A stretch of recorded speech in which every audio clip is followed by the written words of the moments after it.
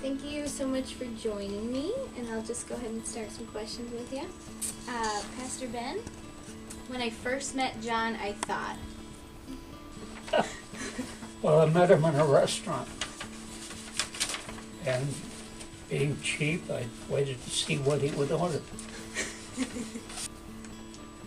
And my own prayers had been that God would send a man to the church.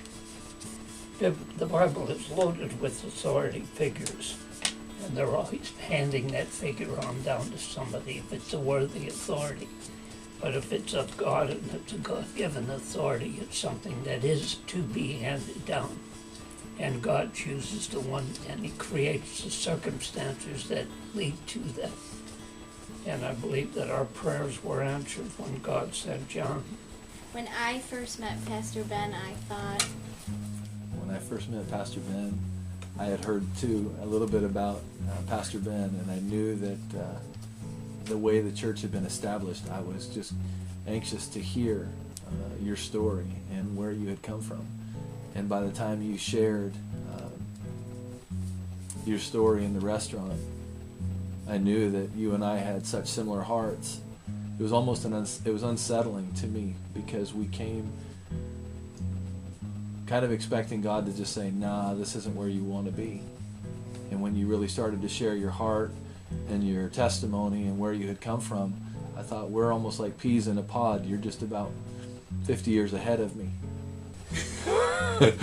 Now, both of you were previously garbage men. So what are the similarities between the garbage truck and the church? In both situations, you handle a lot of rubbish. That was very tactful. You sort through a lot of stuff. What I realize is, though, there's a lot of stench and a lot of smell in it. If you look, you can actually find some really neat treasures that other people have thrown away. One of the things, if you're on a garbage truck, you do your share of the load. You do your share of the work. And you handle a lot of things nobody else wants. And I think in the same way, the church may have to sort through some things, but if they'll look close, they'll realize there's some people that are absolute treasures. They may look like they stink on the outside, they may be rough, and they may look a little raggedy. But if we look close and we look with the eyes of the Lord, just like I used to find treasures in the trash, we find people that have in a lot of ways been thrown away. Pastor Ben, what do you want Pastor John to know as you pass on the baton to the next generation?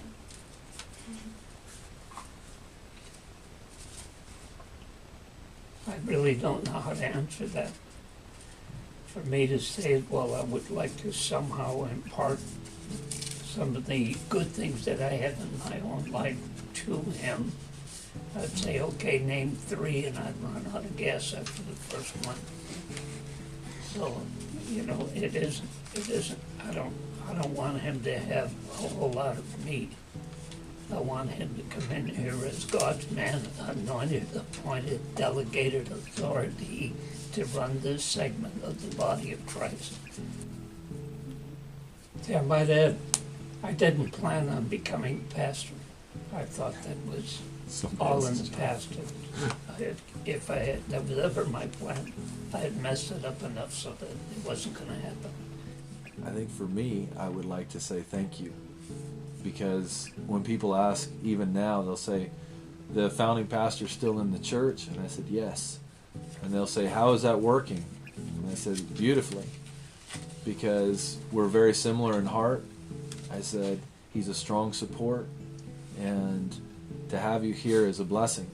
And I know at times you said, you don't have to call me Pastor Ben, just call me Ben. But there is an honor, I believe, that God says is due. And so, for me, I'm very glad that you are here.